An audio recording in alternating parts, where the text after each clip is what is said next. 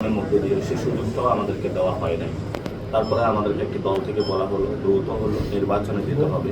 আমরাও বলেছি যে সংস্কার, বিচার এবং নির্বাচনের তিনটি এজেন্ডা নিয়ে কাজ করেছি। আমরা সংস্কার একটা পর্যায়ে এসেছে এবং এই নির্বাচনে যদি আমরা গণভোটে হার দিই তাহলে ওই সংস্কারটা বাস্তবায়ন হবে।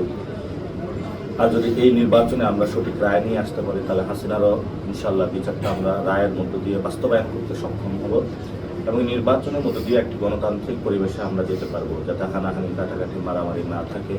কিন্তু আমরা এই নির্বাচনের মধ্যে এসে দেখলাম সেই পুরনো বন্দোবস্তা, মাস্টার পাওয়ার, সন্ত্রাসী, চাঁদাবাজ, গডফাদার তাদেরকে নমিনেশন দেওয়া হলো।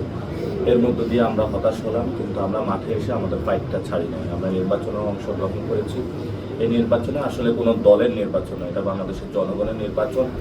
জনগণ তাদের যে ভোটাধিকার প্রয়োগ সেটা করবে এবং নিজেদের জন্য মানুষ নিজেদেরকে ভোট দেবে। মানুষের সামনে সুযোগ এসেছে যে পুরাতন বন্দোবস্ত আছে, সন্ত্রাস, চাঁদাবাজ, দুর্নীতি